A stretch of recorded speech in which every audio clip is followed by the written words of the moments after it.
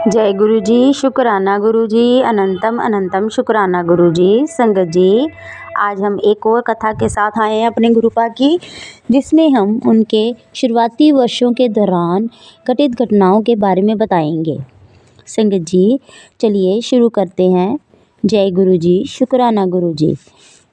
संगत जी, गुरु जी के सहपाठी उनकी उस प्रसिद्ध घटना को याद करते हैं जिसमें वे खाली शाही की दवातों को केवल उंगली से छूकर भर देते थे। एक बार परीक्षा के दौरान एक सहपाठी ने गुरुजी से अपनी कलम के लिए शाही मांगी और गुरुजी ने केवल अपनी उंगली से छूकर उसे भर दिया। उनके मित्रों ने कई बार गुरुजी के सामने ये घटना सुनाई है कि कैसे वे अक्सर खाली हो चुके कलमों में शाही भर लेते थे। मैंने स्वयं गुरुजी को जालंधर में ऐसे करते देखा है।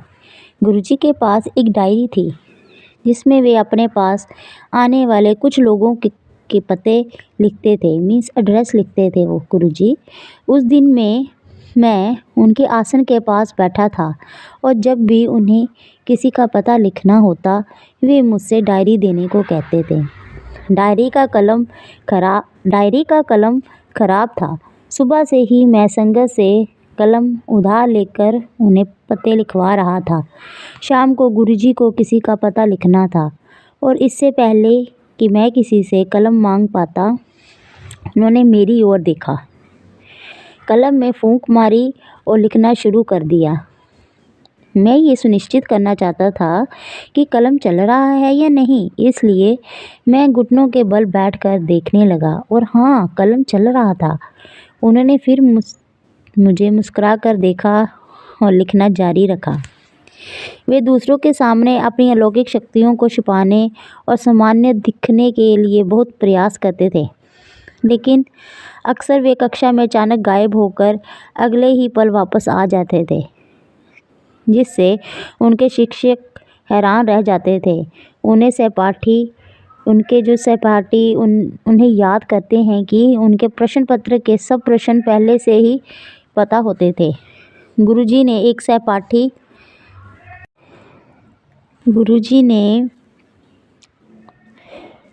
सहपाठी अक्सर एक घटना सुनाते थे जिसमें वे गुरुजी को कॉलेज ले जाने के लिए स्कूटर पर गए थे। गुरुजी के घर पहुंचकर गुरुजी ने उनसे कहा कि उन्हें कुछ काम है और वे कॉलेज में मिलेंगे। गुरुजी के पास कभी स्कूटर नहीं था, फिर भी वे कॉलेज परिसर में अपने मित्र का इंतज़ार कर रहे थे। गुरुजी की परीक्षा लेने के लिए उनका मित्र स्कूटर के वापस उनके घर गया और वहाँ भी उन्हें वही पाया। ऐसे कई उदाहरण हैं जहाँ गुरुजी को एक ही समय में एक से अधिक स्थानों पर देखा गया है। एक और घटना है, गुरुजी के मित्र उन्हें तैरना सिखाना चाहते थे क्योंकि उन्हें गीला होना बिल्कुल पसंद नहीं था, इसलिए वे अक्सर मना कर देते थे। एक दिन वे सब मिलकर गुरुजी को गांव के कुएं में फेंकने का फैसला किया। उनका एक मित्र कुएं में उतर गया और दूसरा ऊपर से गुरुजी को धक्का देने के लिए खड़ा रहा। जब गुरुजी को कुएं में धक्का दिया गया तो उनके मित्र ये देखकर चौंक गए कि वे पानी से टकराए नहीं बल्कि उसके ऊपर तैर रहे थे। उनके मित्र डर गए और इससे पहले कि वे कुछ समझ पाते, गुरुजी उनकी बगल में कुएं से बाहर आ गए। उनके कपड़े बिल्कुल सूखे थे। आज तक किसी को नहीं पता चला कि गुरुजी कैसे बाहर आए या वे पानी से क्यों नहीं टकराए। गुरुजी को गंदा होना या अपने कपड़ों का मैला होना बिल्कुल पसंद नहीं था। वे खेतों में आम काम करने के इच्छुक नहीं थे। एक दिन गुरुजी के पिता ने उन पर धान के खेतों में उनके साथ काम करने का दबाव डाला। जैसे ही उनके पिता उन्हें खेतों में धकेलने वाले थे, दो आदमी स्कूटर पर आए और कहा कि गुरुजी को कहीं बुलाया जा रहा है और वे गुरुजी को अपने साथ ले गए। माताजी अक्सर गुरुजी को गांव की चक्की से गेहूं या मक्का पिसवाने भेजती थी। गुरुजी घर से गेहूं और मक्का लाते और पिसवा कर गरीबों और ज़रूरतमंदों में बांट देते थे। एक दिन गुरुजी रात में एक ट्रक भरकर लोगों को घर ले आए और अपनी माताजी की नाराज़गी के बावजूद उनसे सबके लिए खाना बनवाने को कहा। खाना खिलाने के बाद उन्होंने अपनी माताजी द्वारा बुनी हुई चटाइयाँ सबको बांटी और सबको आराम करने को कहा। फिर सुबह जल्दी उन्हें जाने दिया।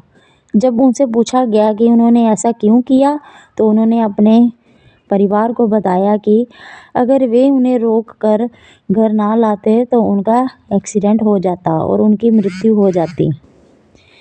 उन्हें रात में शमशान घाट जाने में कोई झिझक नहीं होती थी और अक्सर उन्हें वहाँ घंटों ध्यान करते हुए देखा जाता था। अपने परिवार की नापसंदी के बावजूद वे अक्सर साधुओं की संगति में रहते थे। जय गुरु जी। ये थी हमारे गुरुपा की सुंदर कथा। संगत जी, अगली बार हम एक और सत्संग के साथ, एक और कथा के साथ